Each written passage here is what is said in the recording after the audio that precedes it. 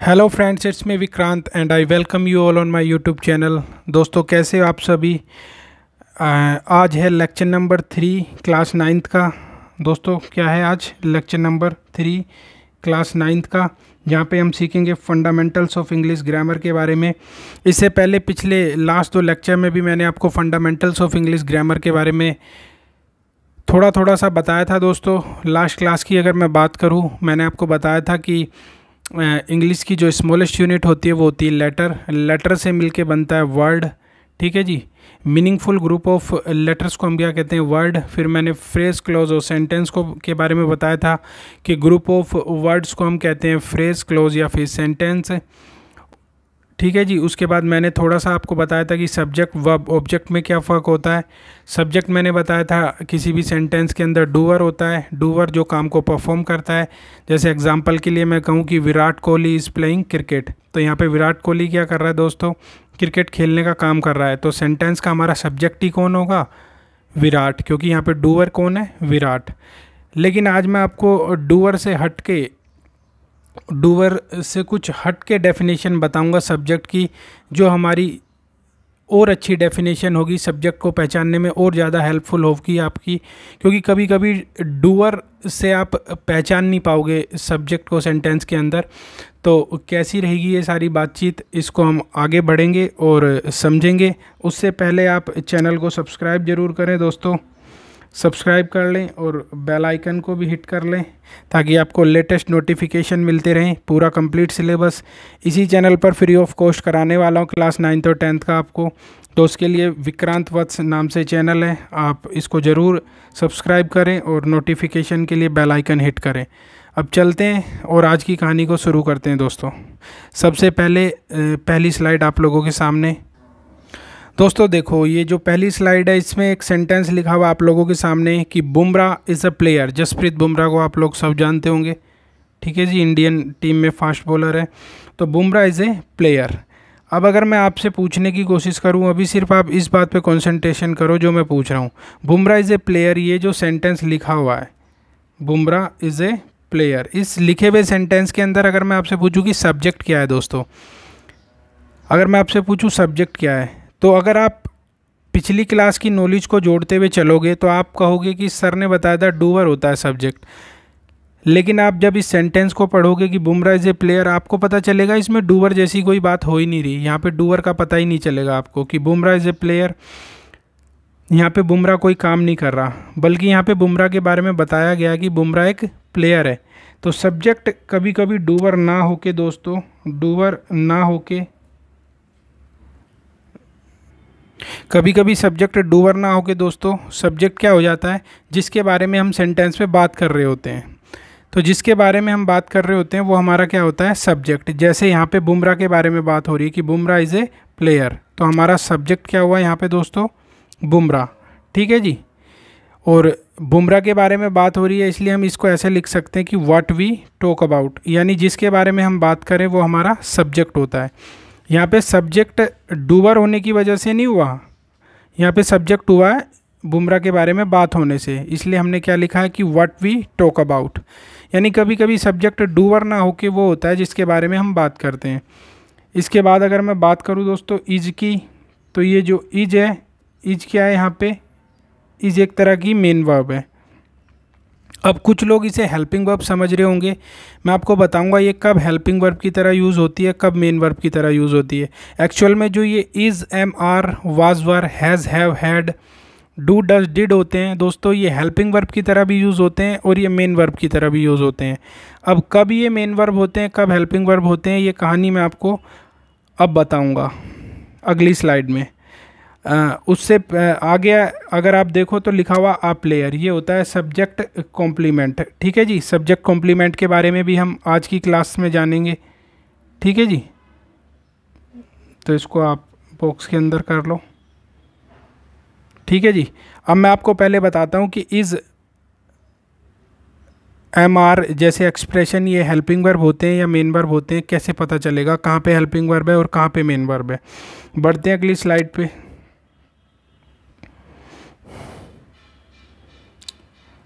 अब ध्यान से देख मेरे भाई, ध्यान से देखना आप सभी लोग।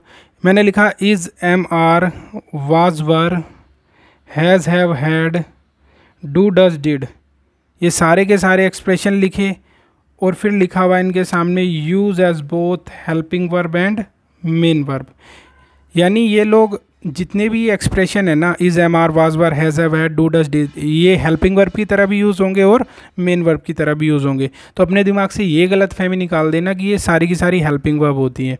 ये डिपेंड करता है सेंटेंस के स्ट्रक्चर के ऊपर कि सेंटेंस का स्ट्रक्चर कैसा है, कि ये हेल्पिंग वर्ब है या मेन वर्ब है। अब ये कैसे पता चलेगा, ये मैं आपको बता रहा हूँ अगली स्लाइड में कुछ एग्जाम्पल्स के थ्रू। देखो पहले आप ये देखो कि हेल्पिंग वर्ब की तरह कब यूज़ होंगे। ठीक है जी, पहले आप क्या देखोगे, पहले आप देखोगे हेल्पिंग वर्ब की तरह कब यूज़ होंगे। तो हेल्पिंग वर्ब की तरह यूज़ होंगे अगर सेंटेंस में इन एक्सप्रेशन के बाद कोई और वर्ब है। ध्यान से सुनना, अगर इन एक्सप्रेशन के बाद, अगर सेंटेंस में इन एक्सप्रेशन के बाद कोई और वर्ब है। एक्सप्रेशन से मतलब क्या हुआ, is, am are, was were, has have had का। ठीक है जी, अगर इनके बाद कोई और वर्ब है तो ये एक्सप्रेशन हेल्पिंग वर्ब की तरह यूज़ होंगे। कैसे यूज़ होंगे दोस्तों, हेल्पिंग वर्ब की तरह। ठीक है जी, जैसे फॉर एग्जांपल आप देखो, पहला example, Virat is playing cricket. अब यहाँ पे इज़ लिखा हुआ है दोस्तों, और इज़ के बाद प्लेइंग भी एक वर्ब है हमारे पास। ठीक है, इसके बाद प्लेइंग भी एक वर्ब है, इसलिए इज़ क्या हुआ दोस्तों, इज़ हुआ हेल्पिंग वर्ब। क्या हुआ, हेल्पिंग वर्ब। और प्लेइंग हमारी क्या हो गई, मेन वर्ब। ठीक है जी, एक और एग्जांपल देखो, second example, I have purchased a house. I have purchased a house. अब इस एग्जांपल में भी हैव के बाद एक वर्ब मौजूद है, हैव के बाद एक और वर्ब मौजूद है, वो वर्ब क्या है, परचेज्ड। जब एक और वर्ब मौजूद है इसलिए हैव क्या हुआ दोस्तों, हैव हमारा हुआ हेल्पिंग वर्ब। अगर ये परचेज यहाँ पे मौजूद नहीं होता तो हैव हमारा क्या हो जाता, मेन वर्ब। फिलहाल आप इस स्लाइड में सिर्फ इतना समझो कि हेल्पिंग वर्ब की तरह कब यूज़ होंगे। अगर इनके बाद कोई और वर्ब मौजूद है, इन एक्सप्रेशन के बाद, जैसे इज हुआ, हैव हुआ, इज हुआ और हैव हुआ, इनके बाद और वर्ब मौजूद है जैसे प्लेइंग और परचेज्ड, तो ये कैसे यूज़ हुए, हेल्पिंग वर्ब की तरह। ठीक है जी, अब मैं आपको बताता हूँ ये मेन वर्ब की तरह कब यूज़ होते हैं।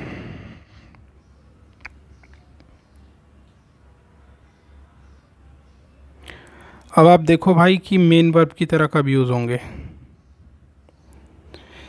अगर सेंटेंस में इन एक्सप्रेशन के बाद कोई और वर्ब नहीं है तो ये एक्सप्रेशन मेन वर्ब की तरह यूज़ होंगे। कैसे यूज़ होंगे, मेन वर्ब की तरह यूज़ होंगे। जैसे अगर एग्जांपल समझाने की मैं आपको कोशिश करूँ तो यहाँ पे लिखा है Virat is a cricketer. Virat कौन है, क्रिकेटर। अब आप देखो कि सर कि इज के बाद मेरे भाई कोई और वर्ब यहाँ पे नहीं है, इज यहाँ पे अकेला है, इसके बाद कोई वर्ब दिख रही है क्या आपको, आप कहोगे नहीं दिख रही। तो जब इज अकेला है तो ये अपने आप में क्या हो गया, मेन वर्ब हो गया दोस्तों। इज अपने आप में मेन वर्ब हो गया। इसी तरह दूसरे सेंटेंस में आप देखो हैव की बात अगर मैं करूं तो हैव भी अकेला है, हैव के बाद कोई वर्ब दिख रही है, आप कहोगे नहीं दिख रही। तो आई हैव अ हाउस, तो हैव यहाँ पे क्या हो गया, हैव भी मेन वर्ब होगा। तो इज भी मेन वर्ब, हैव भी मेन वर्ब। ठीक है, तो आपको पता चला कब ये एक्सप्रेशन मेन वर्ब की तरह यूज़ होते हैं, कब हेल्पिंग वर्ब की तरह यूज़ होते हैं। ठीक है भाई, अब चलते हैं आगे।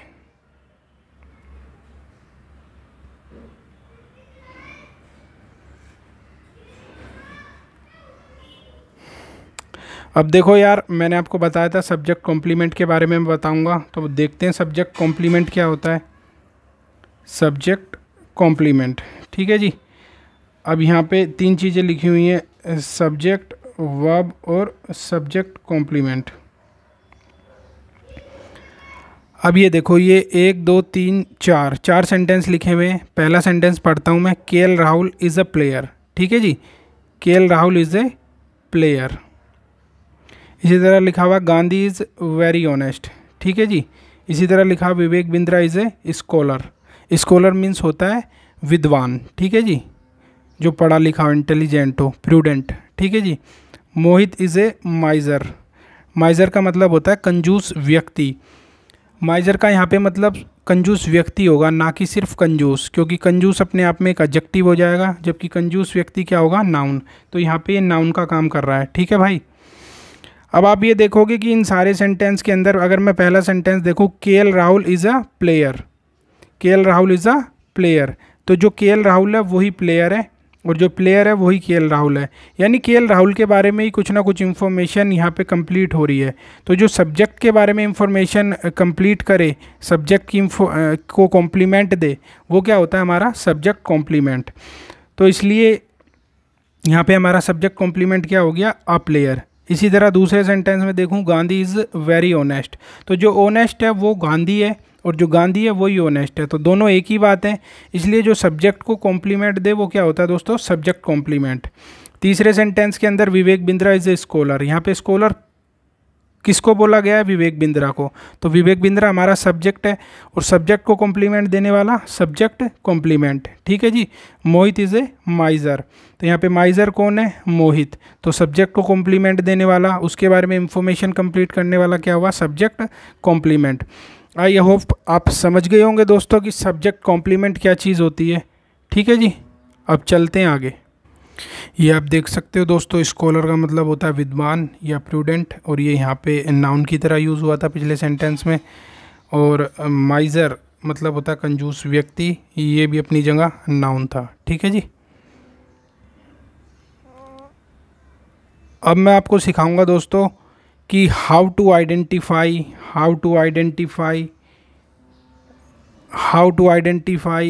इसको इस तरीके से कर लेते हैं underline. How to identify a word in a given sentence whether it is noun, pronoun, adjective या फिर एडवर्ब। यानी अगर कोई सेंटेंस आपको दे दिया गया और सेंटेंस आप जानते हो ग्रुप ऑफ वर्ड्स होता है, यानी एक से ज़्यादा शब्द होंगे उसके अंदर, सेंटेंस के अंदर।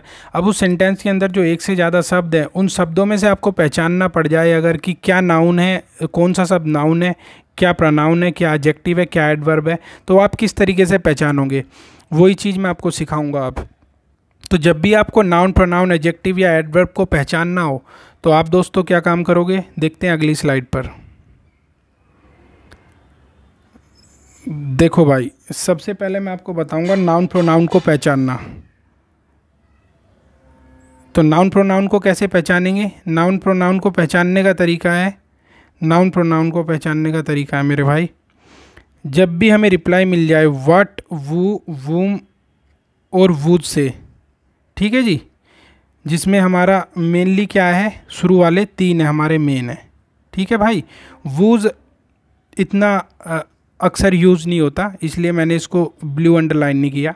तो मेनली हमारे जो यूज़ होते हैं आइडेंटिफाई करने के लिए वो होते हैं व्हाट, वू, वूम और वूज, जिसमें मेन क्या हो गए, शुरू के तीन।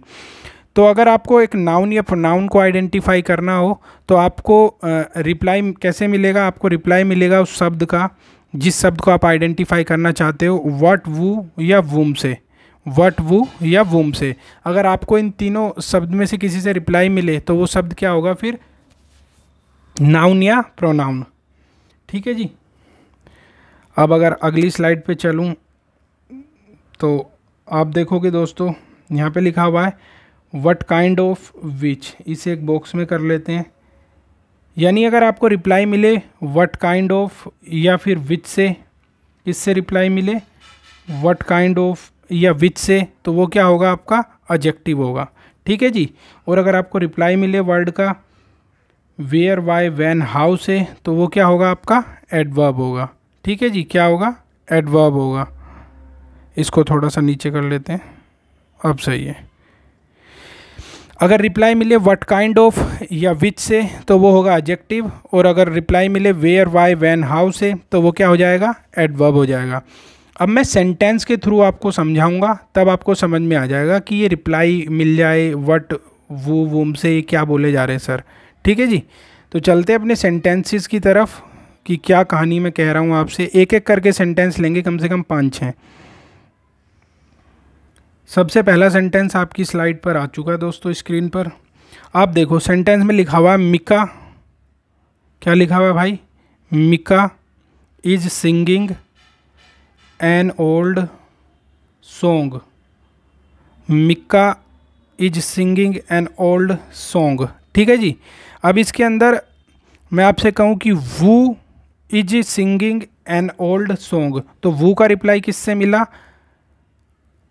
मतलब वू का रिप्लाई क्या मिला, मिक्का। तो जिस शब्द का रिप्लाई हमें वू से मिल जाए वो हमारा क्या होता है, नाउन। तो रिप्लाई हमें किससे मिला दोस्तों, वू से, इसलिए क्या हुआ, नाउन हुआ। ठीक है जी, क्या हुआ, नाउन हुआ।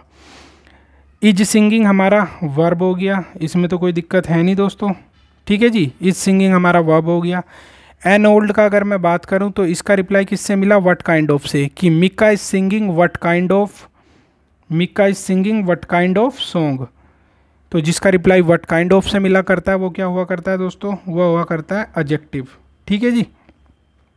इसी तरह अगर सॉन्ग का रिप्लाई मिला है व्हाट से, तो जिनका रिप्लाई व्हाट से मिलता है वो क्या होते हैं, नाउन। व्हाट से कैसे मिला दोस्तों, कि मिका इज सिंगिंग व्हाट, तो मिका इज सिंगिंग सॉन्ग। ठीक है जी, आप मेरी बात समझ गए होंगे। अगर रिप्लाई मिला वू से तो हुआ नाउन, रिप्लाई मिला व्हाट काइंड ऑफ से तो हुआ एडजेक्टिव, रिप्लाई मिला व्हाट से तो हुआ नाउन। अब रिप्लाई कैसे मिलेगा, जैसे पहला फिर से बता देता हूँ कि Mika is singing an old song, तो who is singing an old song, तो रिप्लाई क्या मिला, मिका। बाकी बहुत सारे सेंटेंस है, धीरे धीरे और समझते हैं। ठीक है भाई, अब देखते हैं अगला सेंटेंस। देखो जैसे ये सेंटेंस लिखा हुआ आपके सामने कि my best friend surprised me last night. इसके अंदर आप माई को छोड़ दो, अभी माई अपना आप में क्या है, एक पॉजेसिव एडजेक्टिव है। इसकी बात कहानी को हम बाद में समझेंगे। अभी आप समझो जो ये बेस्ट लिखा हुआ है, बेस्ट का रिप्लाई आ रहा है विच से। कैसे आ रहा है, विच से। विच से कैसे आ रहा है, जैसे क्वेश्चन लिखा हुआ है बेस्ट फ्रेंड सरप्राइज्ड मी लास्ट नाइट, तो मैं क्वेश्चन कैसे फ्रेम कर सकता हूँ, विच फ्रेंड सरप्राइज्ड मी लास्ट नाइट। तो जिसका रिप्लाई विच से आए दोस्तों वो क्या होते हैं, एडजेक्टिव। क्या होते हैं, एडजेक्टिव। फ्रेंड का रिप्लाई आया वू से, तो वू से रिप्लाई आया तो हुआ नाउन। इसी तरह सरप्राइज्ड हुई हमारी वर्ब, और मी का रिप्लाई आया वूम से, वूम से जिसका रिप्लाई आए वो होता है नाउन या प्रोनाउन। तो यहाँ पे मी क्या है, प्रोनाउन है, नाउन तो है नहीं दोस्तों। लास्ट नाइट का रिप्लाई आया वैन से, तो जिसका रिप्लाई वैन से आया करता है वो क्या हुआ करते हैं, एडवर्ब। ठीक है जी। तो ये सारी कहानी आप समझे होंगे दोस्तों। अगर आप खुद से एक बार वीडियो को रोक के समझने की कोशिश करोगे उन सारे शब्दों को जो मैंने यहाँ लिखवाए थे थोड़ी देर पहले, कि व्हाट, वू, वूम, वू से रिप्लाई आए तो noun, which kind of, what kind of which से रिप्लाई आए तो एडजेक्टिव, और जो आपका था वेयर, वाई, व्हेन, हाउ तो एडवर्ब। तो अगर आप उन्हें देख के इस चीज़ को समझोगे तो आपको एक बार में सब समझ में आ जाएगा कि क्या कहानी चल रही है। ठीक है जी, बस वो पहले माइंड में फीड कर लो, फिर ये समझोगे तो अपने आप समझ में आ जाएगा। चलते हैं अगले सेंटेंस पे। ये हो गया ना कंप्लीट, इसमें कुछ बचा तो नहीं, हाँ जी हो गया। अब आप देखो third sentence, she has submitted her project recently. यहाँ पे देखो सी का रिप्लाई आया वू से, किससे आया, वू से। तो वू का रिप्लाई जिससे आए वो तो नाउन या प्रोनाउन, तो नाउन तो हो नहीं सकता सी, तो प्रोनाउन। हैज़ सबमिटेड हमारी हो गई वर्ब, क्या हो गई, वर्ब दोस्तों। ठीक है जी। हर प्रोजेक्ट के साथ आया पॉजेसिव एडजेक्टिव है, बाद में समझेंगे। प्रोजेक्ट का रिप्लाई आया व्हाट से, जिनका रिप्लाई व्हाट से आया करता है वो हुआ करते हैं नाउन। ठीक है जी। और रिसेंटली का रिप्लाई किससे आया, रिसेंटली का रिप्लाई आया वैन से दोस्तों। तो जब वैन से रिप्लाई आएगा तो वो क्या होगा, एडवर्ब। ठीक है जी। यानी कुछ नहीं है, बस वही चीज़ें आप समझते चलो कि जिसका जैसे रिसेंटली का रिप्लाई वैन से आ गया तो जिस शब्द का रिप्लाई वैन से आ जाए, हाउ से आ जाए, तो वो क्या होंगे, एडवर्ब होंगे। चलता हूँ भाई अगले सेंटेंस पे। देखो कितना प्यारा सेंटेंस लिखा हुआ है, a tall boy came here yesterday. ठीक है जी। यहाँ पे टोल का रिप्लाई किससे आया, टोल का आया व्हाट काइंड ऑफ से, व्हाट काइंड ऑफ से। बॉय का रिप्लाई आया वू से। केम हो गई हमारी वर्ब। हियर का रिप्लाई आया वेयर से, हियर का किससे रिप्लाई आया, वेयर से। येस्टरडे का रिप्लाई आया वैन से।